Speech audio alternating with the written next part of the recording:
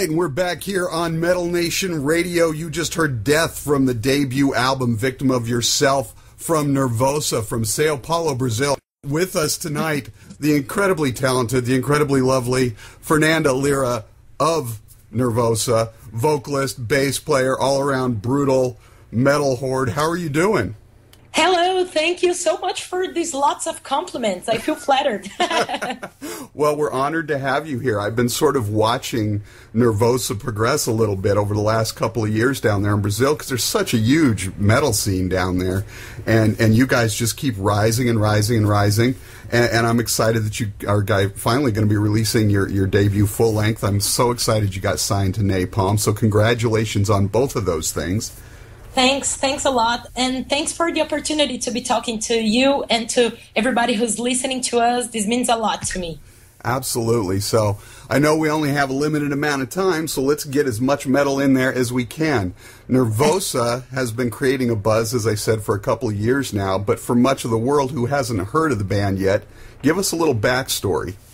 Well, actually, Nervosa was gathered up in 2010 when the guitar player and Pri Camaral and our former drummer were looking for girls to join this project.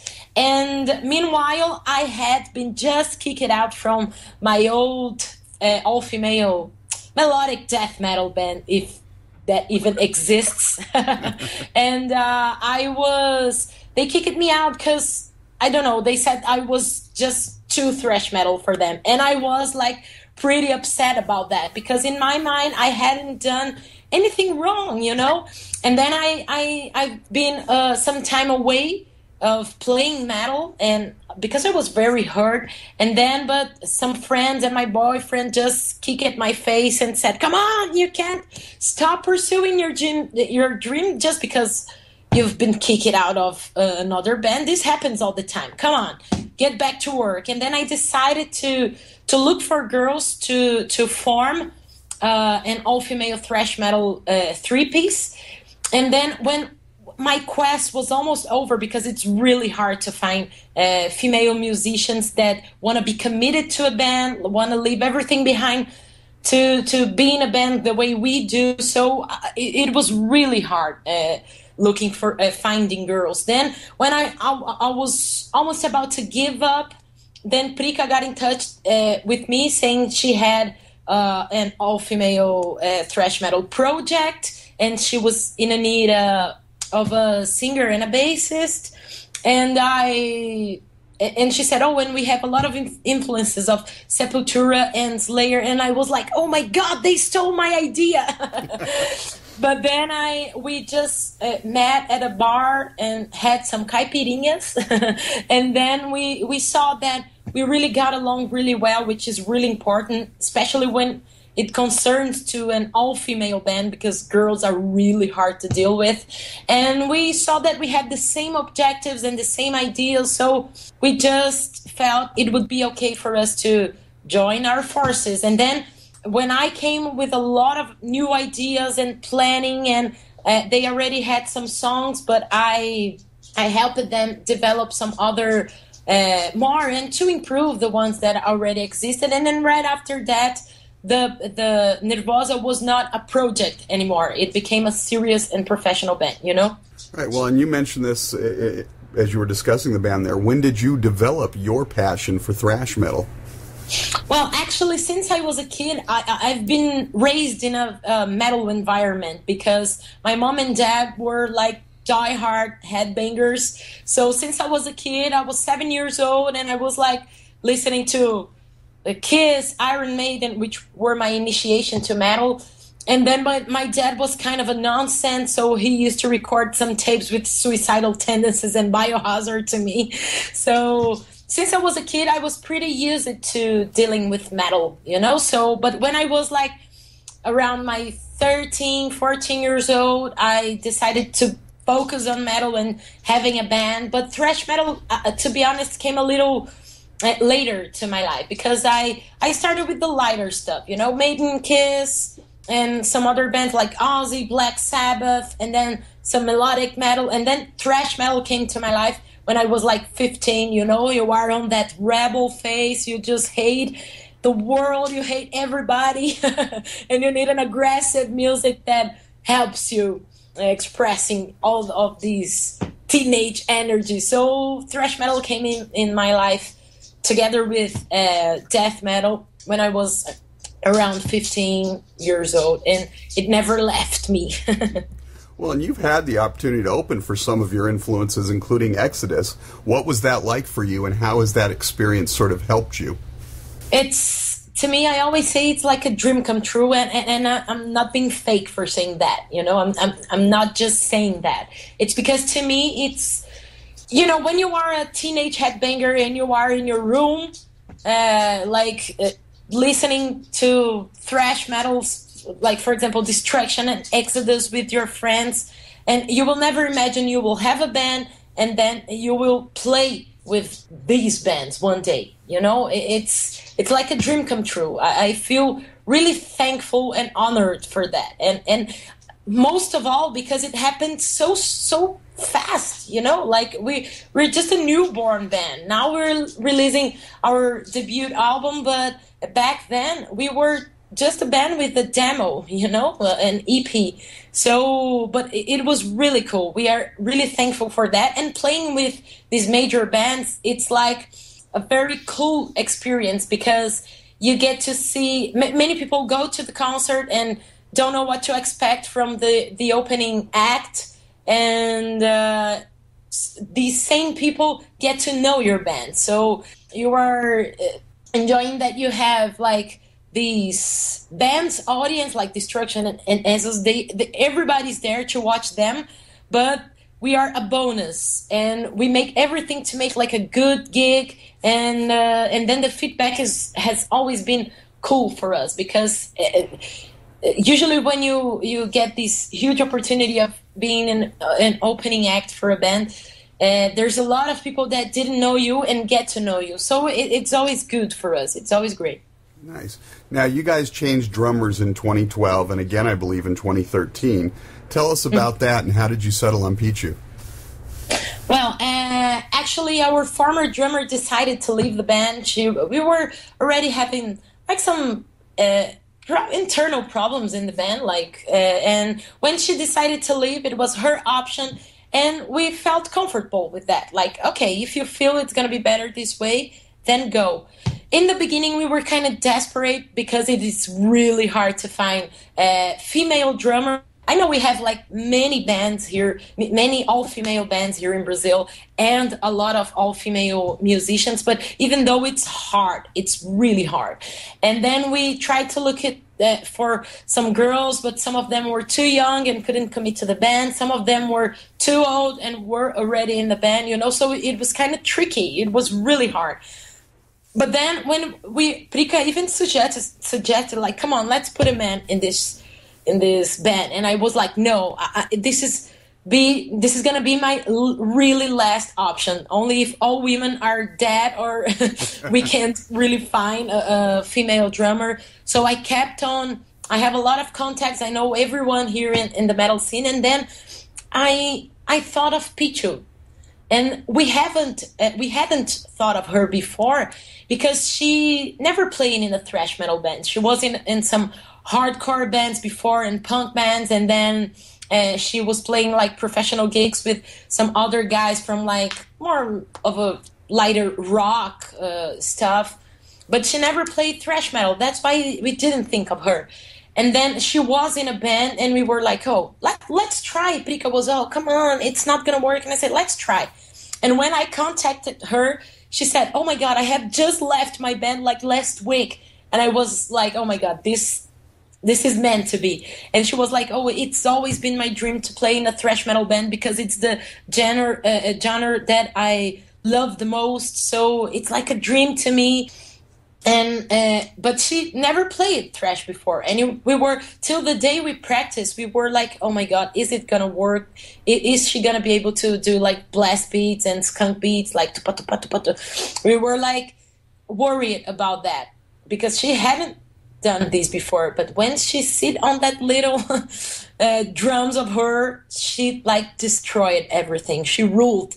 She could do like blast beats and thrash metal beats. It was really cool. And besides that, with our former band members, we had some problems on dealing with. And Picho is completely the opposite. She's a very easygoing person and very humble. And so this is really important. And this is the perfect lineup. I couldn't be any happier, really. I couldn't be. This was, I know it's hard for some people to believe in destiny, but I think this was meant to be. She needed to be in this band, and we needed her to be in this band. Well, it sounds like everything's firing on all cylinders, because Victim of Yourself is a fantastic album. Now, you chose Victim of Yourself as the title of the album. What's the story behind the song and picking that as the title? Actually, all of our lyrics talk about something specific, which is the human aspects and human behavior. And in our lyrics, we usually talk about bad things human beings do to him or herself and to the ones around, to his next of kin, you know. And all of the lyrics focus on that. And then Prica came up with the idea for the cover that was like a skull stabbing itself. And the title, she was not sure about the title. She just wanted something to be, come on, all of our lyrics, and I agree with that, of course. I gave this idea too. All of our lyrics talk about things that a human being does and gets it back as a consequence. So he's a victim, and we were like, oh my God, what? And I told her, come on, I'm Prica, I'm writing lyrics about that talk about a person that people actually that a person does something. She or he has an attitude, and everything you do will come back to you. So if you do good things will come your way. If you do bad things, you're gonna have trouble. You know, I believe that solely, because it is what happens. You need to be responsible for your attitudes. You need to be responsible for everything you do. You know, so when you do something bad and you suffer because of your attitudes, you're just being a victim of yourself because you've caused it. I told her that, and I said, the title of the song is going to be Victim of Yourself. And she said, oh, this is the perfect title that I had in mind for this cover stuff. And it has everything to do with the lyrics, with our lyrics, because everything we talk about it's things that the human beings do and comes back their way or in the way of their next of kin, you know? So that's the meaning behind Victim of Yourself. So what was the experience like for you guys recording your debut album? Well, it was really cool because in our last EP, all of the songs were written by Prica because she had the project before I joined it. But when I came to the band, of course, I gave a lot of opinions. I changed some things in order to improve the songs, and I also created vocal melodies for them, created lyrics. So I did things, but the structure was already there, you know? But in Victim of Yourself, everything was pretty different because it really demonstrates what Nervosa really is right now, because me and Prica are the main lyricists and the main composers of the songs, and we're like 50-50 in the song. If you open our booklet, you'll see like there's 50% lyrics, my lyrics, and 50% hers. You know, so everything is pretty balanced. There are my ideas, Prica's ideas. So this really represents what Nervosa is nowadays, you know? And besides that, we really think this album came out a lot more mature because we have evolved, not only as people, but as musicians too. So everything of this is reflected in the album. It is out there. People will notice that. And the recording process was tough for us because we had a lot of problems. We needed to do a break, to make a break in the middle of the recordings because the studio had some problems. Prica had a very bad tendon inflammation, so she needed to put a cast in her arm during the recording. So everything was pretty tough, and we were getting a lot of pressure from our label, which actually, in the end of the day, was really patient with us because we delayed it a lot because of these problems we had. But when it came out, we saw that it is exactly the way we want it to be. You know, everything, since the recording, since the composition, since the mix and the mastering of the album, everything was the way we wanted. Everyone is happy with the timbre and the way their instrument sounds in the album, and I think this is the most important thing. We are really happy about this album. It was a really cool experience because it is our first debut. It is our first full length, you know, so it was a really special moment for us. Absolutely. Now, I know you love all the songs, but are there one or two songs on the record that stand out for you because they have a special meaning? Mm-hmm. Yeah. It's difficult, you know. It's like picking up a song is like picking your favorite song among the three of your children. You know, exactly. It's really hard. But I don't know. All of them mean a lot to me. But I think the song "Victim of Yourself" I wrote in a moment that I was really bad about the way people were acting. You know, with me and with themselves. So it was really in a hard moment, and I used that as a relief, you know. So it was really cool.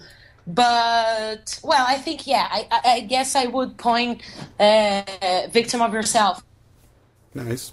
Now, deep meaning. Leather Leone was a big vocal influence for you. Are you excited to see her out of retirement and performing again? No.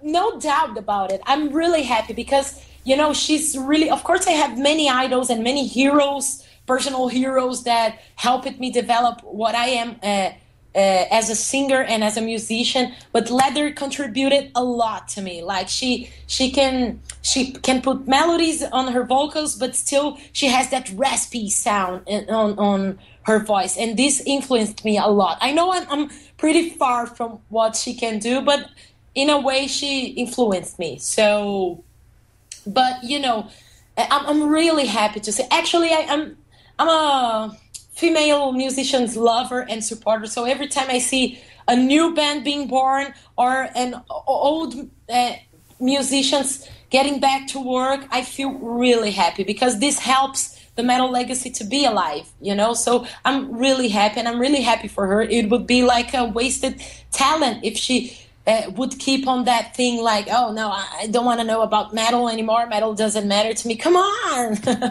So I'm really happy to see Chastain again. I just love them. Now, how have some of your bass heroes like Steve Harris, Steve DiGiorgio, and Rudy Sarzo impacted your playing style? Well, a lot. You know, Steve Harris, because he was the one who influenced me to start playing, and also I don't know, I just like everything about him. The way he plays with his fingers, you know, the way he makes his bass guitar stand out among the other instruments. Even nowadays with 3 guitars, like he can make it stand out. So it's incredible what he can do. So he influenced me a lot. Steve DiGiorgio, because he's a thrash metal bass player, and he can do it in a brilliant way. So because everyone can listen to his bass lines, you know, because thrash metal bass players, they tend to just mark the sound, just make that bass, you know, like that heavy bass. But I like it when bass players can make their instruments stand out, even if they are playing extreme music. Just as Steve DiGiorgio, Alex Webster, they were really important to me. And Alex Webster, for example, he was everything I needed, and I'm really thankful for him on this new album, because I was looking for influences to have a heavy but crystal clear bass sound on this record, and he helped me a lot because he does that. So I listened to a lot of Cannibal Corpse, And I was like, okay, this is exactly what I want. And I told that to the guy who was producing and also and later mastering our work, and it was awesome, you know. So all of them influenced me and impact me in a certain way. Because, for example, Geddy Lee is a guy who influenced me a lot because he does like crazy bass lines, Right. bass notes, and bass composition. So all of them influenced me in a way. Well, and you're a big supporter of women in metal. Are there any female bass players, obviously besides yourself, that influence you or that you're impressed by?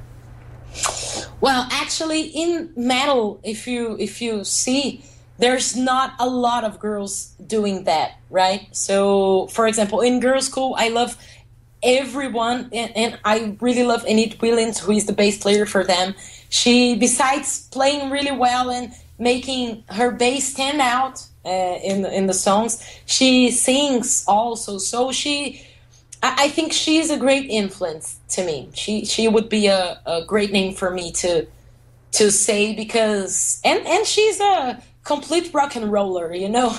She's been like 30 years on the road, and she's like with that beautiful smile on her face and rocking on stage, and this is awesome. She's a really influence to me. Nice. So before we get out of here, give us 3 albums that changed your life.